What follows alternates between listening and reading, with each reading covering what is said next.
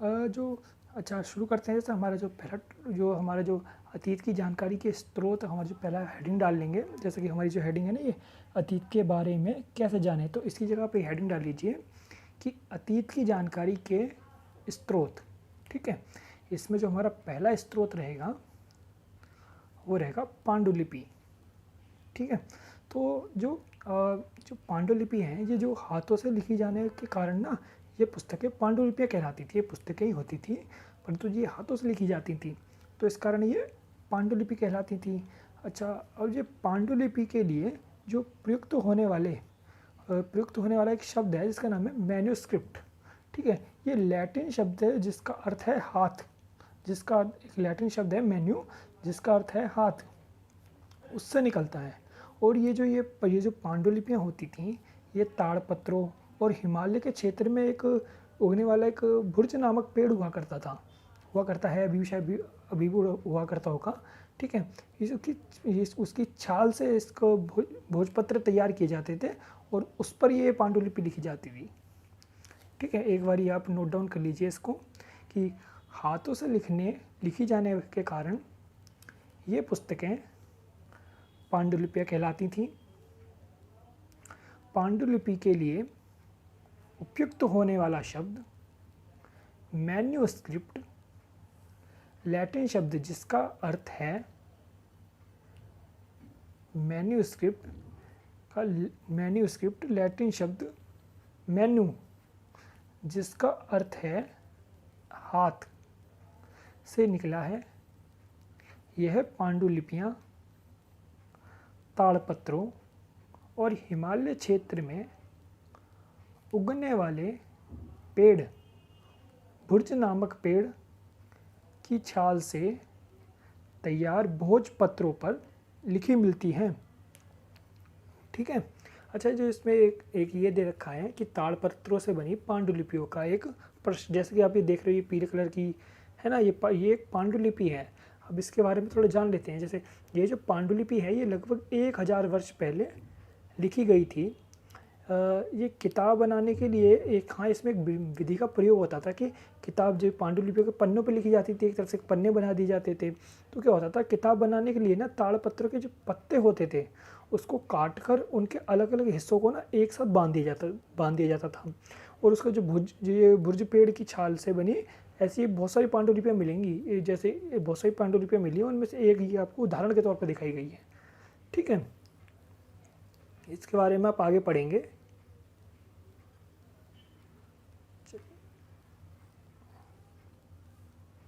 अच्छा, हमने ये पांडुलिपि के बारे में पढ़ा अभी कि ये किस चीज़ से बनाई जाती, इसका निर्माण क्या हो कहाँ होता था। अभी जो पांडुलिपियाँ जो हमें प्राप्त कहाँ से होती थी, जो ये पांडुलिपियाँ, जैसे बहुत सारे कई वर्ष हो गए पांडुलिपि को तो लिखे, तो कहीं ना कहीं कुछ पांडुलिपियाँ तो नष्ट हो गई, नदियों में बह गई, तालाबों में बह गई, या फिर कुछ कीड़े मकोड़ों ने खा ली होंगी। लेकिन कुछ पांडुलिपियाँ हमें कहाँ मिली, जो सुरक्षित मिली हैं, वो पांडुलिपियाँ हमें मंदिरों में मिली, बिहारों में मिली। बिहारों में क्या था, जो बिहार किन्हें कहते थे, बिहार का अर्थ था जैसे जो अनुयायी होते थे ना, जैसे विवेकानंद जी वगैरह के जो अनुयायी होते थे, तो जो ये अनुयायी जो अपने यात्राओं के लिए निकलते थे, तो ये कहीं ठहरने की जगह बना लिया करते थे। ठीक है, तो उन जो ठहरने की वहाँ जगहें हुआ करती थी ना, तो उनको बिहार क्या कहा करते थे। ठीक है, तो और क्या इन जो ये पुस्तकों में क्या ये धार्मिक मान्यता, व्यवहार, राजाओं के जीवन, औषधि, विज्ञान आदि के सभी प्रकार की विशेष की चर्चाएँ मिलती हैं। ठीक है, जैसा कि हम देखें तो हमारे यहाँ महाकाव्य, कविताएं, नाटक भी हैं। ठीक है, कहीं संस्कृत, और जो ये पांडुलिपियाँ हैं कहीं तो संस्कृत में मिलती हैं और कुछ प्राकृत और तमिल में भी मिलती हैं। अच्छा, जो क्या था, जो कहते हैं अतीत में जो प्राकृत भाषा जो है उसका प्रयोग जो थे, आम लोग क्या करते थे, जो आम लोग हैं बोलचाल में क्या करते थे, और जो बड़े लोग हुआ करते थे वो संस्कृत भाषा का प्रयोग किया करते थे। ठीक है, चलिए। अच्छा, अब हमारा जो दूसरी हेडिंग रहेगी वो रहेगी अभिलेख। ठीक है, जो दूसरी हेडिंग रहेगी वो रहेगी अभिलेख। ठीक है, अभिलेख के बारे में जान लेते हैं। जो अभिलेख हुआ करते थे, ये मैं आपको उदाहरण के तौर पे कहूँ कि आप मान लीजिए कोई पत्थर है आपके पास। ठीक है, उस पर पत्थर पे आप छेनी और हथौड़ा लेते हैं और उससे कोई शब्द उकेरने की कोशिश करते हैं। ठीक है, किसी शब्द का निर्माण करने की कोशिश करते हैं किसी अक्षर का, किसी वर्ण का निर्माण करने की कोशिश करते हैं, तो उसे हम एक तरफ से अभिलेखों का रूप कह सकते हैं। ठीक है, तो क्या होता था कि अभिलेखों का अध्ययन भी कर सकते हैं हम इसके लिए अतीत के स्रोतों में।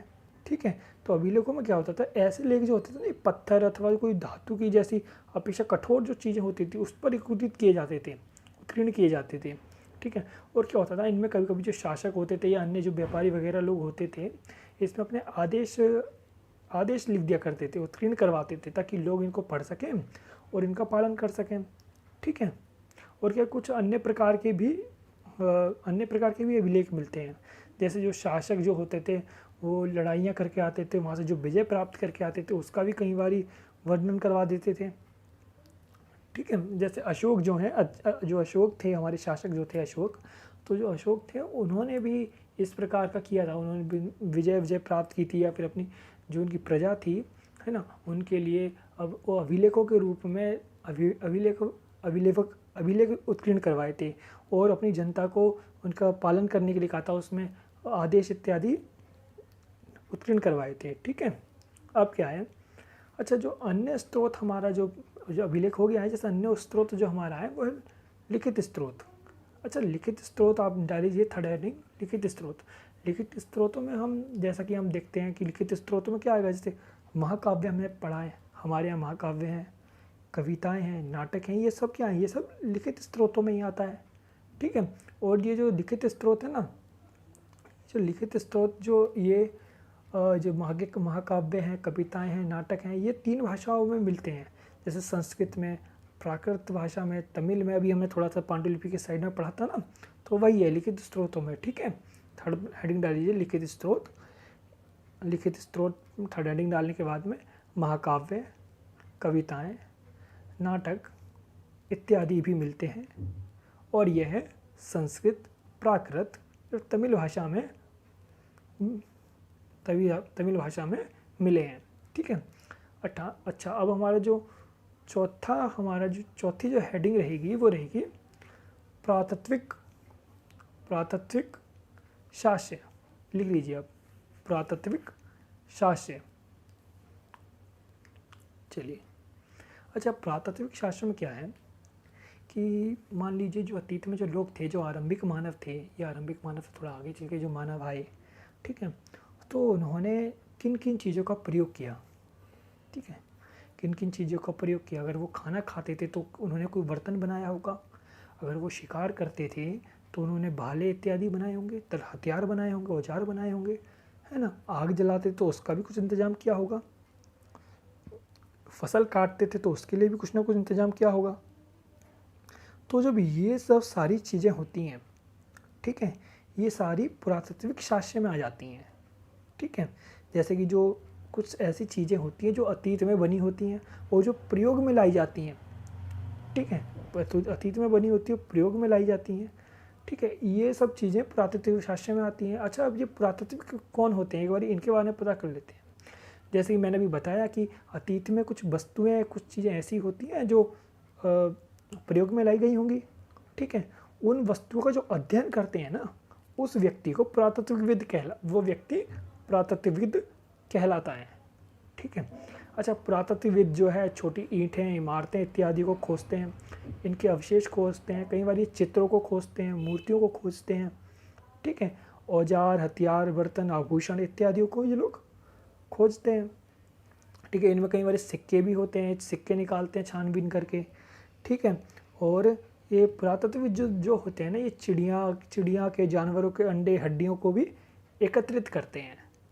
ठीक है, जो मैं आपको ये बोलता जा रहा हूँ ना, और जो मैंने नोट डाउन ये लाइंस कर रखी हैं, ये एक नोट ही हैं आपके। ठीक है, इनमें से आप नोट्स बना सकते हो, और मेरा कोई दबाव नहीं है कि मैं जो बोल रहा हूँ या फिर मेरे द्वारा जो नोट्स बनवाए जा रहे हैं वो बनाइए। ठीक है, आप एक मात्र सहारा ले सकते हैं, और आप हो सकता है आप बहुत अच्छे, आप खुद भी एक अपने अच्छे से बेहतर नोट्स बना सकते हैं। ठीक है, बाकी आप समझते जाइए, जो मैं पढ़ा रहा हूँ बस समझते जाइए उस चीज़ को। चलिए आगे। अच्छा, हमने जैसे जाना कि पुरातत्वविद क्या होते हैं और किन किन चीज़ों का अध्ययन करते हैं, उसी प्रकार से हम जानते हैं इतिहासकारों के बारे में। इतिहासकार किन्हें कहते हैं? तो जो ये पुरातत्वविदों द्वारा जो पांडुलिपियाँ हैं, अभिलेख हैं, है ना, पुरातत्व के ज्ञान जानकारियों के लिए जो इतिहासकार हैं ना वो स्रोत शब्द का प्रयोग करते हैं। ठीक है, जो इतिहासकार हैं वो स्रोत शब्द का प्रयोग करते हैं और इतिहासकार उन्हें कहते हैं जो अतीत का अध्ययन करते हैं। ठीक है, पुनः सुन लीजिए कि जो पांडुलिपियाँ हैं, अभिलेख हैं, वो जो पुरातत्वविदों के द्वारा मिली हुई जानकारी हैं, अवशेष हैं, ठीक है, इन सब चीज़ों के लिए इतिहासकार जो है स्रोत शब्द का प्रयोग करते हैं और इतिहासकार उन्हें कहते हैं जो अतीत में अतीत का अध्ययन करते हैं। ठीक है, चलिए आगे। अतीत एक या अनेक, अच्छा ये ज़्यादा इम्पोर्टेंट नहीं है लेकिन आप भी सुन लीजिए। ठीक है, अतीत एक या अनेक, इसमें ये बताया गया है कि अतीत का जो मतलब है वो क्या है, वो एक सिंगुलर है या प्लूरल है। सिंगुलर प्लूरल है मतलब बहुवचन है या एक वचन है। अच्छा, हम जैसे जानते हैं कि अतीत है हमारा, हम अतीत के बारे में पढ़ रहे हैं। ठीक है, अतीत शब्द का प्रयोग हम जो सिंगुलर वर्ड है या फिर हम कह सकते हैं जो एक वचन जो शब्द है उसके लिए तो प्रयोग नहीं कर सकते। अच्छा, एक बात बताइए कि हम राजा की बात करते हैं और एक तरह हम कृषि की बात करते हैं, किसानों की बात, वहाँ पे जो कृषक बने थे उनकी बात करते हैं, पशुपालकों की बात करते हैं, तो कहीं ना कहीं राजाओं का जीवन, है ना, कृषक और जो ये पशुपालक थे इनसे अलग रहा होगा, है ना। तो मतलब बहुवचन में आएगा ना शब्द, ये अतीत शब्द जो है हम बहुवचन के लिए प्रयोग करेंगे। कि ऐसा तथ्य है कि और ध्यान दिलाने के लिए किया गया है कि अलग अलग समूह के लोगों के लिए अतीत में अलग अलग मायने थे। हाँ, उदाहरण के लिए हम कह सकते हैं कि जो पशुपालक हैं वो कृषकों का जीवन राजाओं और महारानियों से अलग होगा, है ना। शिल्पकारों का जीवन जो अलग होगा, योद्धाओं से अलग होगा, व्यापारियों से अलग होगा, है ना। तो उनके उस हिसाब से है। ठीक है, अगर हम देखें तो आज का हम जीवन देखें, अपने आसपास का जीवन देखें और यहीं हम ये अंडमान द्वीप जो है उसके अधिकांश लोगों का जीवन देखें, तो वहाँ पे आज हम लोग जो हैं अपने भोजन कैसे एकत्रित करते हैं। ठीक है, हमारे लिए तो किसान खेती करता है, ठीक है, वहाँ से अनाज आता है, फिर यहाँ बटता है, फिर हम लेते हैं खाते हैं।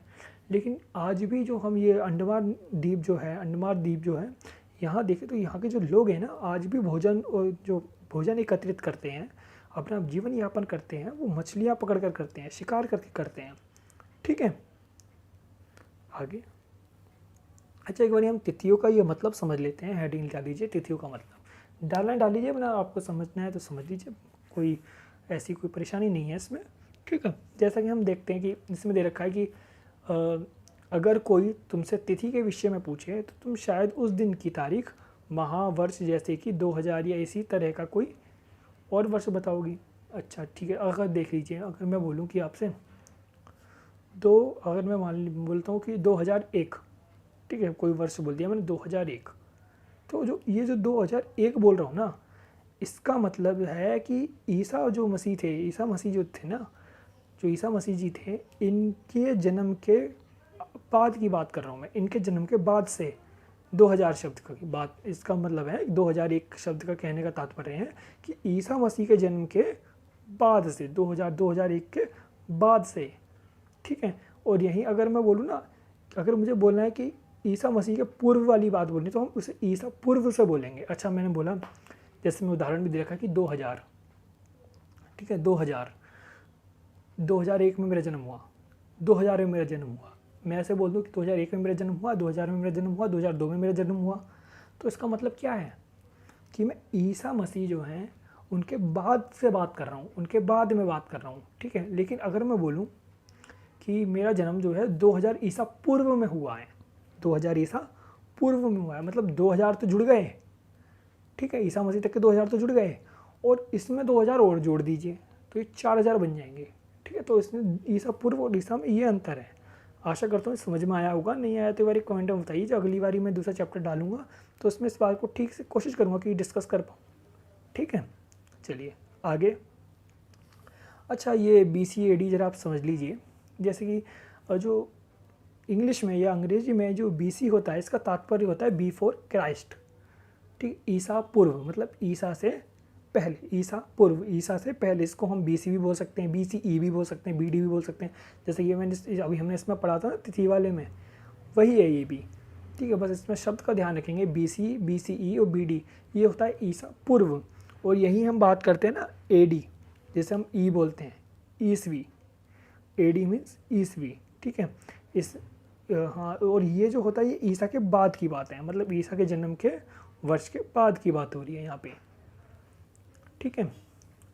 हाँ, ये इम्पोर्टेंट तो नहीं है, लेकिन एक बार सुन लीजिए आप कि हमने पढ़ा कि अभिलेख कठोर सतह पर उत्कीर्ण करवाए जाते हैं। अभिलेखों के बारे में, क्या जो अभिलेख जो होते हैं हमने अभी पढ़ा है कि कठोरों पे, या फिर जैसे मैंने बताया था कि छेनी हथौड़ा ले लीजिए आप पत्थर पे और वहाँ पे कोई शब्द उकेरने का प्रयास कीजिए, ठीक है, तो वो कहलाएगा अभिलेख कहलाएगा। इनमें से कहीं अभिलेख कहीं 100 वर्ष पूर्व भी लिखे गए थे। सभी अभिलेखों में लिपियों का तो प्रयोग होता है, ये सीधी बात है। अगर हम किसी चीज़ को, शब्द को लिखना चाहते हैं या उत्कीर्ण करना चाहते हैं तो उसके लिए भाषा का प्रयोग हो गई, लिपियों का प्रयोग हो गई, है ना। भाषा का प्रयोग का, शब्दों का लिपियों तो हो गई। समय के साथ साथ अभिलेखों में प्रयुक्त भाषाएं और लिपियां बहुत बदलाव आ चुका है, ठीक है। अच्छा, अब हम देखते हैं कि जो विद्वान थे ये कैसे पता लगाते थे कि क्या लिखा है, क्या लिखा जाता है। तो इसके लिए क्या करते थे, इसका पता ना एक अज्ञात लिपि का अर्थ है जिस निकालने के लिए इस प्रक्रिया का द्वारा लगाया जाता था। मतलब जो विद्वान जो थे ये कैसे पता लगाते थे कि लिखा क्या है, तो इसका पता ये अज्ञात लिपि का अर्थ, अज्ञात लिपि, हमें जिस लिपि के बारे में पता नहीं है, अज्ञात लिपि अर्थ निकालने की एक प्रक्रिया हुआ करती थी जिससे लगाया जा सकता था। अज्ञात लिपि निकालने की प्रक्रिया हुआ करती थी जिससे लगाया जाता था, अनुमान लगाया जाता था कि ये भाषा में क्या लिखा है, इसमें क्या लिखा हुआ है, ठीक है। इस प्रकार से अज्ञात लिपि को जानने की एक प्रसिद्ध कहानी उत्तर अफ्रीका देश में मिस्र से मिलती है। कहाँ से मिलती है? मिस्र से मिलती है। और लगभग ये कहानी कब की है? ये 5000 पूर्व वर्ष की है, जहाँ राजा रानी रहते थे, ठीक है। आगे जो ये मिस्र है, मिस्र के उत्तर तट पर एक था रोसेटा नाम का एक कस्बा है। यहाँ एक ऐसा उत्कीर्ण पत्थर मिला जिस पर एक उत्कीर्ण पत्थर मिला था जिस पर क्या हुआ था, 3 भिन्न भाषाएं लिखी हुई थी, भाषाएं और लिपियाँ लिखी हुई थी, ठीक है। और कुछ विद्वान यूनानी जो थे, और फिर क्या हुआ, इसको कैसे पढ़ा गया, जो कुछ विद्वान थे, मान लो कुछ विद्वान यूनानी आती थी, भाषा पढ़नी आती थी, कुछ विद्वानों को अलग अलग भाषाएं पढ़नी आती थी, तो है ना। इन क्या कहते हैं, पहले जो कुछ विद्वान थे जो यूनानी भाषा पढ़ सकते थे, उन्होंने बताया कि यहाँ क्या लिखा है, ठीक है। कुछ राजा रानियों के नाम, फिर उसने बताया कि यहाँ पे राजा रानी के नाम एक छोटे से फ्रेम में दिखाए गए हैं, इसे कारतूस कहा जाता है, ठीक है। बस यहाँ पे जो है इतना ही। हाँ जी, हमारा जो चैप्टर है वो समाप्त हो चुका है। और आप जो ये क्वेश्चन यहाँ पे आप देख रहे होंगे कि जो कुछ क्वेश्चंस दे रखे हैं, है ना, तो आप कोशिश कीजिए जब हम चैप्टर पढ़ लेते हैं, ठीक है, वीडियो समझ में नहीं, वीडियो तो आप देख ही रहे हैं, उसके साथ में आप एक बार में रीडिंग भी लगाया करें, ठीक है। वीडियो देखने के बाद में रीडिंग भी लगाया करें, ये बहुत अच्छा रहेगा। रीडिंग लगाएंगे और रीडिंग लगाओगे आप, उसके साथ में क्या होगा, रीडिंग पहले तो आप ये मेरी वीडियोस देख लोगे, वीडियोस देखने के बाद में एक बार रीडिंग भी लगाओगे तो आपको जितनी जो चीज़ें हैं ना वो और अच्छे से पता चलेंगी। और कुछ ऐसे शब्द भी होंगे जो आपको समझ में नहीं आ रहे होंगे, तो उनको देखिए, गूगल से देखिए, चेक कीजिए, बहुत अच्छी तरीके से आपको समझ में आएंगे, ठीक है। आशा करता हूँ आपको मेरी वीडियोस पसंद आई होंगी, ठीक है जी, धन्यवाद।